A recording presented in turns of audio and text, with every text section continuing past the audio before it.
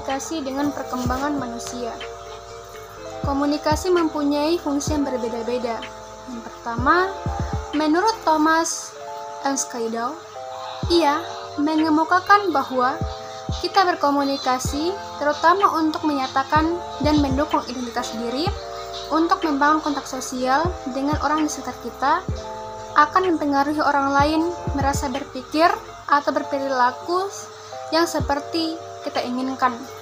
Yang kedua, menurut Gordon Zimmerman, ia menjelaskan tujuan komunikasi menjadi dua kategori.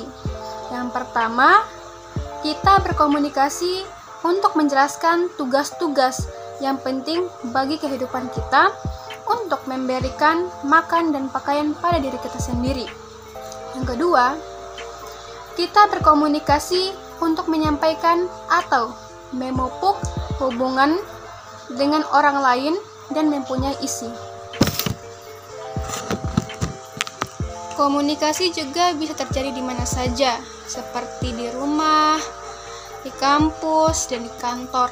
Ketika kita berada di rumah, contohnya seperti ketika anggota keluarga berbincang di meja makan. Contohnya di kampus, ketika mahasiswa mendiskusikan hasil karya ilmiahnya. Ketika di kantor, contohnya ketika kepala seksi memberikan tugas kepada anak buahnya. Itulah beberapa contoh sehingga komunikasi menyentuh segala aspek kehidupan kita. Kemudian ada satu peristiwa pada tahun 1970 di California. Seorang ibu berusia 50 tahun melarikan diri dari rumahnya setelah bertengkar dengan suaminya yang berusia 70 tahun. Ia membawa anak gadisnya yang berusia 13 tahun. Yang dua orang tua gadis tersebut, Ganie, datang dan meminta bantuan kepada petugas kesejahteraan sosial. Kemudian petugas tersebut menyelidiki kasus yang dialami oleh Ganie. Dari penyelidikan tersebut dapat disimpulkan bahwa sejak kecil ayah Ganie sering mengurung Ganie di sebuah tempat di mana Ganie didudukkan di tempat duduk yang ketat dan diikat sepanjang hari sampai tidak diberi makan dan minum. Ganie adalah contoh yang langka seorang anak manusia yang sejak kecil hampir tidak pernah memperoleh kesempatan berkomunikasi. Penemuan Ganie ini sangat unik dan sangat menarik perhatian. Ganie tidak dibekali keterampilan mengungkapkan pikirannya dalam bentuk lambang-lambang yang dipahami oleh orang lain.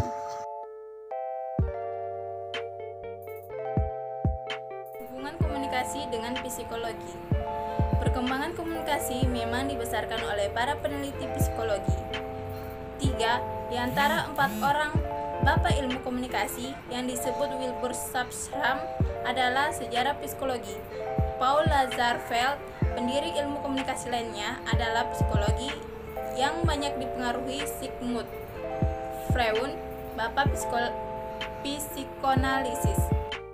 Kamus Psikologi Dictionary of Behavioral Science menyebutkan 6 pengertian komunikasi. 1. Penyampaian perubahan energi dari satu tempat ke tempat lain. 2. Penyampaian atau penerima signal. 3. Pesan yang disampaikan. 4. Proses yang dilakukan satu sistem untuk mempengaruhi sistem yang lain melalui peraturan signal yang disampaikan. 5. Pengaruh satu wilayah pesona pada wilayah pesona lain sehingga perubahan yang berkaitan pada wilayah lain. 6. Pesan pasien kepada pemberi terapi dalam psikoterapi. Menurut De Fleur de Antonio and Fleur tahun 1977 halaman 409 menuliskan komunikasi adalah peristiwa-peristiwa yang terjadi ketika manusia berinteraksi dengan manusia lain. Menurut Kaufman tahun 1973 halaman 6, psikologi sosial adalah usaha untuk memahami, menjelaskan, dan meramalkan bagaimana pikiran, perasaan, dan tindakan orang lain. Bila individu berinteraksi dan saling mempengaruhi, maka terjadilah proses belajar yang meliputi aspek kognitif kognitif dan efektif, atau aspek berpikir dan aspek merasa, proses penyampaian dan penerimaan lambang-lambang atau komunikasi, mekanisme penyesuaian diri seperti sosialisasi, permainan, peranan, identifikasi, proyeksi, agerasi, dan sebagainya. Penggunaan psikologi komunikasi. Yang pertama itu menurut Ashley Montagu, kita belajar menjadi manusia melalui komunikasi. Anak kecil hanyalah senggok daging sampai ia belajar mengungkapkan perasaan dan kebutuhannya melalui tangisan, tendangan, dan senyuman. Segera setelah ia berinteraksi dengan orang-orang di sekitarnya, terbentuklah perlahan-lahan apa yang disebut dengan kepribadian. Kepribadian itu terbentuk sepanjang hidup kita. Selama itu pula komunikasi menjadi penting untuk pertumbuhan pribadi kita. Melalui komunikasi, kita menyatakan diri, mengembangkan konsep diri, dan menetapkan hubungan kita dengan dunia sekitar kita. Nah, yang kedua itu ada menurut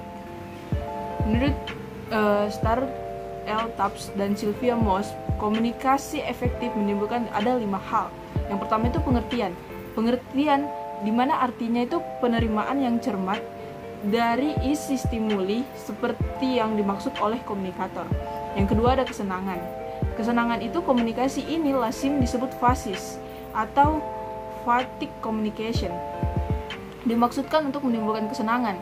Komunikasi inilah yang menjadikan hubungan kita hangat, akrab, dan menyenangkan. Ini memerlukan psikologi tentang sistem komunikasi interpersonal. Yang ketiga itu ada mempengaruhi sikap. Paling sering kita melakukan komunikasi untuk mempengaruhi orang lain atau bisa disebut dengan komunikasi persuasif. Komunikasi persuasif memerlukan pemahaman tentang faktor-faktor pada diri kita dan pesan yang menimbulkan efek pada komunikat. Nah, yang keempat itu ada hubungan sosial yang baik. Kebutuhan sosial menurut Abraham Maslow mengungkapkan bahwa kebutuhan sosial adalah kebutuhan untuk menumbuhkan dan mempertahankan hubungan yang memuaskan dengan orang lain dalam hal interaksi dan sosial, pengandalian dan kekuasaan, dan serta cinta kasih sayang. Yang kelima itu ada tindakan. Di atas kita telah membicarakan persuasi sebagai komunikasi untuk mempengaruhi sikap. Persuasi juga ditunjukkan untuk menimbulkan pengertian. Memang sukar, tapi lebih sukar lagi mempengaruhi sikap, jauh lebih sukar mendorong orang bertindak. Tetapi efektivitas komunikasi biasanya diukur dari tindakan nyata yang dilakukan oleh komunikator.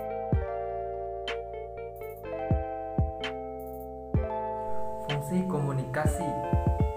Fungsi dari komunikasi ini sangat berkaitan dengan satu sama lain, meskipun terdapat suatu fungsi yang lebih dominan yang terbagi atas 4 bagian, yaitu yang pertama, komunikasi sosial.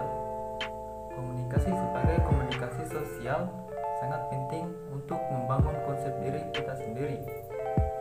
Nah, komunikasi sosial ini sebagai aktualisasi untuk kelangsungan hidup untuk memperoleh keberhasilan.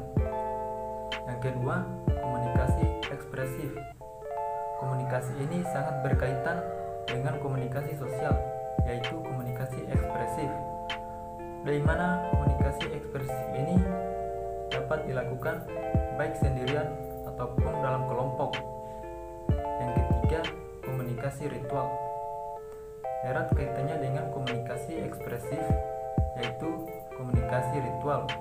Komunikasi ini biasanya dilakukan secara kolektif.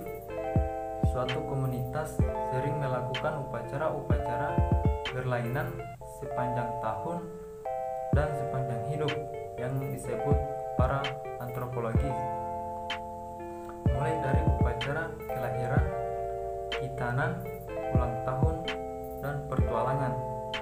Dan yang terakhir yaitu keempat, komunikasi instrumental.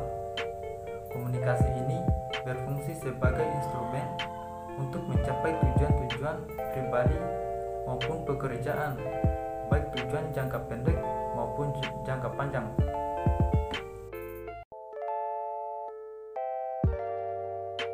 Komunikasi terbagi atas 3 konseptualisasi. Yang pertama adalah komunikasi sebagai tindakan satu arah. Komunikasi manusia adalah komunikasi yang mengisyaratkan penyampaian pesan searah dari seseorang kepada sekelompok orang melalui surat kabar, majalah, dan radio. Berdasarkan definisi Laswell ini, dapat dituturkan 5 unsur yang terdiri dari: yang pertama adalah sumber, sering disebut juga pengirim, penyandi, komunikator, dan pembicara.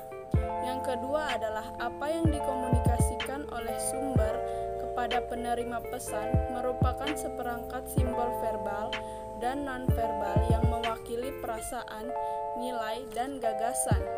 Yang ketiga adalah saluran atau media, yaitu alat atau wahana yang digunakan sumber untuk menyampaikan pesannya kepada penerima, apakah saluran verbal atau nonverbal.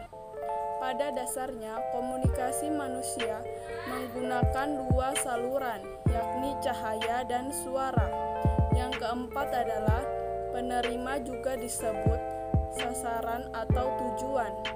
Yang kelima adalah efek, yaitu apa yang terjadi pada penerima setelah ia menerima pesan tersebut. Yang kedua adalah komunikasi sebagai interaksi. Konseptualisasi kedua yang sering ditempatkan pada komunikasi adalah interaksi dalam arti sempitnya, saling mempengaruhi. Komunikasi ini menyatakan komunikasi dengan proses sebab, akibat, atau reaksi yang arahnya bergantian. Yang ketiga adalah komunikasi sebagai transaksi. Ketika Anda mendengarnya, seseorang yang berbicara sebenarnya pada saat itu, Anda pun bisa mengirimkan pesan secara nonverbal. Dalam komunikasi ini, tidak membatasi kita pada komunikasi yang disengaja atau respon yang dapat diamati.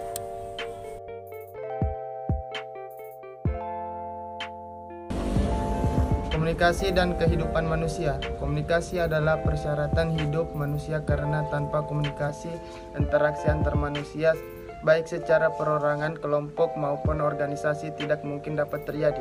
2 orang dikatakan melakukan interaksi apabila masing-masing melakukan aksi dan reaksi. Aksi dan reaksi antar manusia inilah yang dalam ilmu komunikasi biasa disebut tindakan komunikasi.